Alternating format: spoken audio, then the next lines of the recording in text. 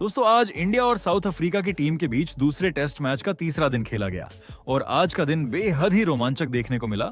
तो ऐसे में आज हम आपको इस वीडियो में बताएंगे तीसरे दिन का पूरा रोमांचक हाइलाइट्स। तो ऐसे में आप इस वीडियो को अंत तक जरूर देखिएगा और अगर आप भी भारत की टीम के बहुत बड़े फैन हैं तो आप इस वीडियो को एक लाइक जरूर कर लीजिएगा। दोस्तों तीसरे दिन के पहले सेशन का खेल बेहद ही दिलचस्प देखने को मिला, जहां आपको बता दें कि इस मैच में पहले बल्लेबाजी करते हुए साउथ अफ्रीका की टीम ने 489 रन बनाए थे। वहीं फिर दूसरे दिन के अंत तक भारत ने बिना कोई विकेट खोए 9 रन बना लिए थे और आज तीसरे दिन के पहले सेशन में उम्मीद थी कि टीम इंडिया एक मजबूत और स्थिर शुरुआत करेगी। सुबह की हल्की नमी, पिच में थोड़ा उछाल और अफ्रीका के गेंदबाजों की आक्रामकता, इन सब के बीच भारतीय बल्लेबाजों के सामने बड़ी चुनौती थी। तीसरे दिन का खेल शुरू हुआ। बल्लेबाजी के लिए मैदान पर उतरे केएल राहुल और यशस्वी जायसवाल। दोनों बल्लेबाजों पर भारत को एक अच्छी शुरुआत देने की जिम्मेदारी थी। मार्को यानसेन ने आज अफ्रीका की ओर से गेंदबाजी की शुरुआत की और आते ही पहले ओवर से उन्होंने भारतीय बल्लेबाजों को काफी सोचने पर मजबूर कर दिया। हवा में हल्की मूवमेंट, साथ में ऊंचा कद और गेंद को दोनों तरफ स्विंग कराने की क्षमता, इन सब के कारण यानसेन आज बेहद खतरनाक नजर आ रहे थे। केएल राहुल ने शुरुआत में अपना क्लासिक अंदाज दिखाया। बेहद सधी हुई तकनीक, हर गेंद को उसके हिसाब से खेलना और गलती न करना। राहुल ने पहले ही ओवर से अपनी उपस्थिति दर्ज करा दी। वहीं दूसरी तरफ यशस्वी जायसवाल शुरुआत में थोड़ा संघर्ष करते नजर आए। उन्हें यानसेन और मूल्डर की बाउंसी गेंदों को पढ़ने में दिक्कत हुई, लेकिन उन्होंने धैर्य रखते हुए शुरुआत में समय लिया। भारत का स्कोर जब 15 रन पर पहुंचा तभी मैच में पहला मोड़ आया। मार्को यानसेन ने अपनी एक क्लासिक लेफ्ट आर्म एंगल वाली गेंद फेंकी, जो ऑफ स्टंप के बाहर पिच होकर हल्का सा अंदर की ओर मुड़ी। यशस्वी जायसवाल ड्राइव खेलने के चक्कर में गेंद को पूरी तरह जज नहीं कर पाए और गेंद उनके बल्ले का किनारा लेकर सीधा स्लिप के हाथों में चली गई और इसी के साथ भारत को पहला झटका लगा। यशस्वी आज सिर्फ 24 रन बनाकर आउट हुए और टीम इंडिया के लिए यह बड़ा झटका था। यशस्वी के आउट होने के बाद मैदान में उतरे नंबर 3 पर साई सुदर्शन। ये युवा बल्लेबाज पिछले कुछ समय से शानदार फॉर्म में दिखे हैं और उनसे काफी उम्मीदें थीं। शुरुआत में उन्होंने बड़ी समझदारी दिखाई, हर गेंद को देखकर खेले और खराब गेंद का इंतजार किया। केएल राहुल ने भी साई के साथ मिलकर स्ट्राइक रोटेट करते हुए साझेदारी को आगे बढ़ाने की कोशिश की, लेकिन इसी बीच गेंदबाजी पर आए साइमन हार्मर। ये ऑफ स्पिनर हमेशा भारत के खिलाफ खतरनाक साबित होते हैं और आज भी उन्होंने अपनी फिरकी का जादू दिखाना शुरू कर दिया। हार्मर ने आते ही अपनी गेंदों में शानदार टर्न और उछाल का मिश्रण दिखाया। भारतीय बल्लेबाजों को गेंद पड़ने में थोड़ी मुश्किल होने लगी। साई सुदर्शन अपनी पारी को आगे बढ़ाने की कोशिश कर ही रहे थे कि हार्मर ने उन्हें जाल में फंसा लिया। हार्मर की गेंद थोड़ी रुकी, टर्न भी कम हुआ और साई सुदर्शन आगे बढ़कर ड्राइव करने के चक्कर में बीट हो गए। गेंद उनके बल्ले का किनारा लेकर शॉर्ट लेग के हाथों में चली गई।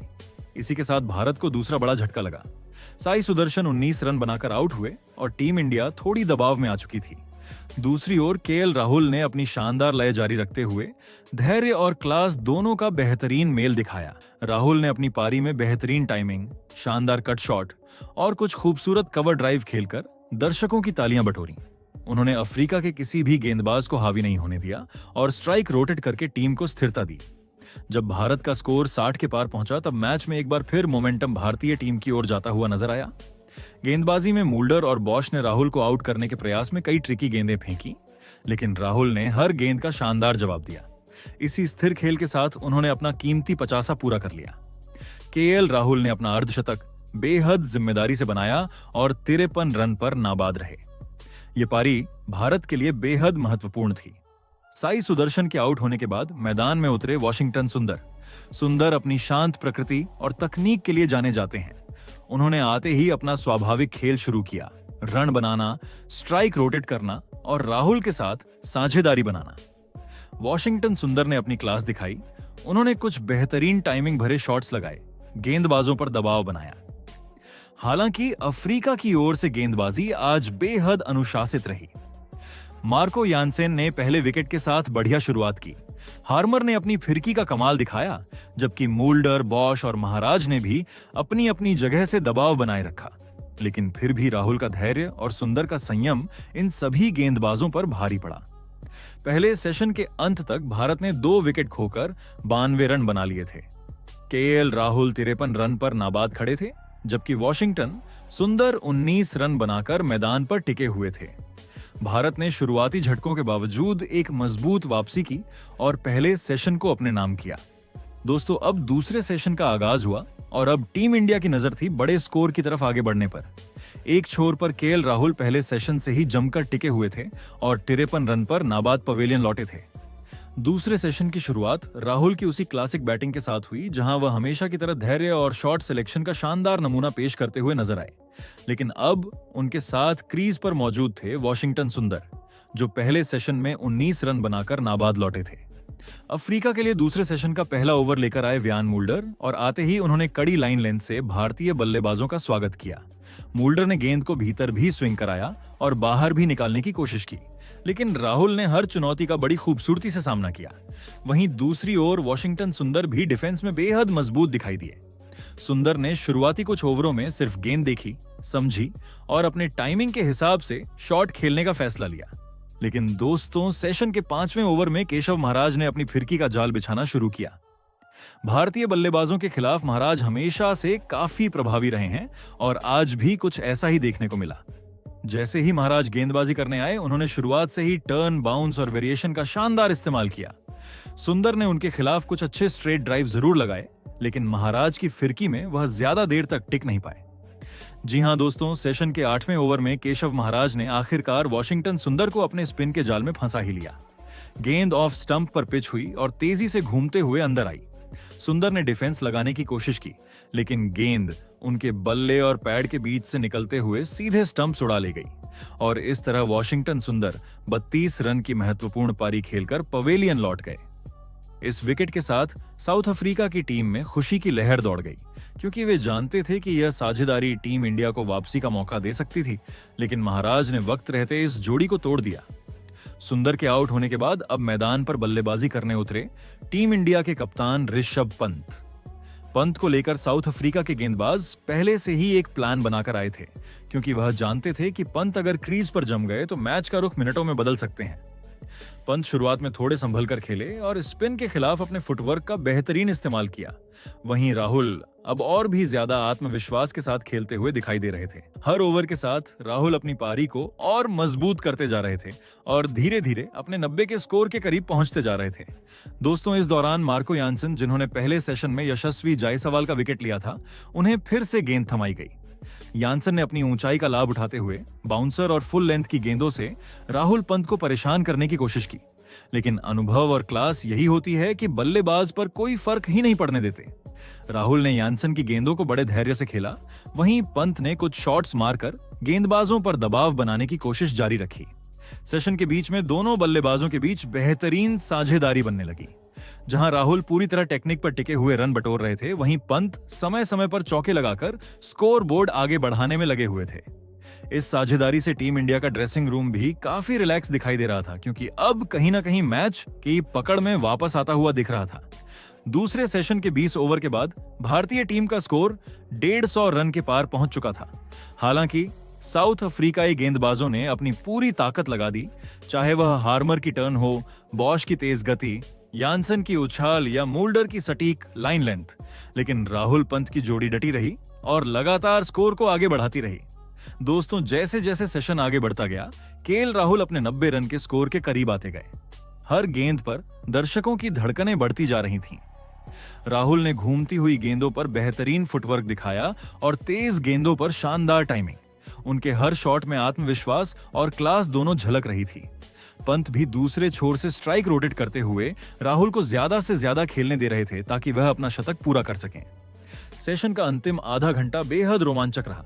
साउथ अफ्रीका ने विकेट निकालने के लिए चारों ओर से गेंदबाजों को घुमाया, लगातार फील्ड में बदलाव किए, लेकिन राहुल पंत की जोड़ी ने मैदान पर मजबूती से डटे रहने का फैसला कर लिया। राहुल ने इस बीच अपने 90 रन पूरे किए और अब वह शतक से सिर्फ कुछ गेंदें दूर थे। वहीं ऋषभ पंत भी अपनी तेज तर्रार लेकिन समझदारी भरी बल्लेबाजी के दम पर नाबाद खड़े रहे। और इसी तरह दोस्तों, दूसरे सेशन का अंत हुआ, जहां टीम इंडिया ने साउथ अफ्रीका की तुलना में शानदार वापसी करते हुए स्कोर बोर्ड पर 198 रन लगा दिए। एक छोर पर केएल राहुल 93 रन पर नाबाद थे और अपने शतक से सिर्फ 7 रन दूर, तो वहीं दूसरे छोर पर टीम इंडिया के कप्तान ऋषभ पंत 29 रन पर नाबाद क्रीज पर मौजूद रहे। और इन दोनों के बीच बनी यह साझेदारी अब टीम इंडिया की सबसे बड़ी उम्मीद बन चुकी थी, टीम इंडिया ने दूसरे सेशन में केवल 1 विकेट खोया और ये सेशन भी पूरी तरह से भारत के नाम रहा। जिसके बाद दिन के आखिरी यानी तीसरे सेशन का आगाज हुआ और अब सभी की नजरें टिकी थीं केएल राहुल पर, जो 93 रन पर नाबाद थे और अपने शानदार शतक के बेहद करीब खड़े थे। वहीं दूसरे छोर पर ऋषभ पंत भी 29 रन बनाकर बिना किसी झिझक के वापस क्रीज पर आए। दोनों बल्लेबाजों के आत्मविश्वास को देखकर साफ लग रहा था कि यह सेशन टीम इंडिया के लिए बेहद अहम होने वाला है। तीसरे सेशन का पहला ओवर लेकर आए हार्मर। स्पिनर होने के बावजूद हार्मर ने गेंद में काफी उड़ान और हल्का टर्न निकालने की कोशिश की। राहुल ने सेशन की शुरुआत बेहद सधी हुई बल्लेबाजी से की। वह जानते थे कि शतक के इतने करीब गलती की कोई गुंजाइश नहीं है, इसलिए उन्होंने पहली ही गेंद को ध्यान से खेलते हुए अपने फुटवर्क पर सही नियंत्रण रखा। दूसरी ओर पंत भी शुरुआत में शांत और संयमित दिखाई दिए। वह जानते थे कि यहां बड़ी साझेदारी ही टीम इंडिया के स्कोर को मजबूत बनाएगी। कुछ ही देर में राहुल ने स्ट्राइक लेते हुए हार्मर की एक खूबसूरत फुलर गेंद को कवर ड्राइव के लिए उड़ा दिया। शॉट इतना क्लासिक और टाइमिंग से भरा हुआ था कि बल्ले से गेंद निकलते ही दर्शक समझ गए कि यह चौका बाहर जा चुका है। इस चौके के साथ ही राहुल अपने 97 रन पर पहुंच गए थे। पूरे मैदान में उत्साह बढ़ चुका था। हर गेंद के साथ दिल की धड़कनें तेज होती जा रही थीं। इसके बाद अगले ओवर में गेंद लेकर आए मार्को यानसन। उन्होंने राहुल को उछाल वाली गेंदों से परखने की कोशिश की, लेकिन राहुल ऐसी गेंदों के लिए पूरी तरह तैयार थे। उन्होंने यानसन की शॉर्ट गेंद को बेहतरीन पुल शॉट के साथ डीप मिड विकेट की दिशा में चौके के लिए भेज दिया और इस चौके के साथ केएल राहुल अपने 101 रन पर पहुंच चुके थे। पूरा स्टेडियम खड़ा हो गया। तालियों की गड़गड़ाहट पूरे मैदान में गूंजने लगी। राहुल ने अपने बल्ले को ऊपर उठाया और शतक पूरा करने की खुशी दर्शकों और टीम इंडिया के ड्रेसिंग रूम के साथ साझा की। दोस्तों, यह सिर्फ एक शतक नहीं था, यह एक क्लासिक टेस्ट शतक था। एक ऐसा शतक जिसने टीम इंडिया को मुश्किल स्थिति से बाहर निकाला और मैच पर पकड़ मजबूत करने में अहम भूमिका निभाई। केएल राहुल की यह इनिंग पूरी तरह धैर्य, सटीक शॉट सिलेक्शन और मजबूत मनोस्थिति का बेहतरीन उदाहरण थी। राहुल के शतक के बाद ऋषभ पंत ने भी अपने तेवर दिखाने शुरू किए। उन्होंने स्पिनर हार्मर को आते ही एक बेहतरीन स्वीप शॉट मारा, जो सीधा फाइन लेग की बाउंड्री पर जा टकराया। यह देखकर साफ लग रहा था कि पंत अब अपने नेचुरल गेम में लौट आए हैं। उनका फुटवर्क शानदार था और वह हर गेंद को देखकर खेल रहे थे। लेकिन इसी बीच साउथ अफ्रीका के कप्तान बावुमा ने गेंद एक बार फिर हार्मर को थमा दी और यहां मैच में हल्का मोड़ देखने को मिला। हार्मर ने गेंदबाजी में बदलाव करते हुए अब राहुल को अंदर आती गेंदों से परेशान करना शुरू किया। 2-3 गेंदों के बाद अचानक हार्मर ने ऑफ स्टंप के बाहर थोड़ी उड़ान वाली गेंद फेंकी। राहुल शायद ड्राइव खेलने के लिए पहले से तैयार थे। उन्होंने अपने बैट को गेंद की लाइन में लाया, लेकिन गेंद ने हल्का सा टर्न लिया और बल्ले का बाहरी किनारा लेते हुए स्लिप में खड़े फील्डर के हाथों में चली गई और इसी के साथ केएल राहुल आउट हो गए। उन्होंने एक 113 रन की शानदार पारी खेली। पूरा भारतीय ड्रेसिंग रूम तालियों की गूंज में भर गया और दर्शक भी खड़े होकर उन्हें सम्मान दे रहे थे। भले ही विकेट गिर गया था, लेकिन राहुल की यह इनिंग इंडिया को बड़ी मजबूती दे चुकी थी। अब मैदान पर आए रविंद्र जडेजा का रोल साफ था। यहां टिककर खेलना है और पंत को ज्यादा से ज्यादा स्ट्राइक देनी है। शुरुआती कुछ गेंदों में जडेजा ने अपना फुटवर्क सेट किया और हर गेंद को नजदीक से देखकर खेलना शुरू किया। दूसरी ओर पंत ने पारी को आगे बढ़ाना जारी रखा। हार्मर, व्यान मुल्डर और यानसन तीनों ने पंत को उसके नेचुरल गेम से बाहर निकलवाने की भरपूर कोशिश की, लेकिन पंत आज पूरे संयम के साथ बल्लेबाजी कर रहे थे। कुछ देर बाद पंत ने यानसन की गेंद पर एक शानदार कट शॉट मारा। गेंद पॉइंट की दिशा में तेजी से गई और चौके में बदल गई। पंत अब तेजी से अपने अर्धशतक के करीब पहुंच रहे थे। उन्होंने अपने शॉट्स में जोखिम कम रखा और ज्यादातर गेंदों को पढ़कर खेला। धीरे धीरे उनका स्कोर 60 के पार पहुंच गया। ये साझेदारी अब भारत की उम्मीदों को और मजबूत कर रही थी। जडेजा भी वक्त के साथ लय में आ गए। उन्होंने कुछ सुंदर स्ट्रेट ड्राइव और कवर में हल्के हल्के पुश शॉट्स के साथ रन बटोरे। हालांकि जडेजा ने किसी तरह का जोखिम नहीं लिया, बल्कि वही शॉट खेले जो पारी को मजबूत करने के लिए जरूरी थे। वह शानदार तरीके से पंत के साथ साझेदारी निभाते रहे।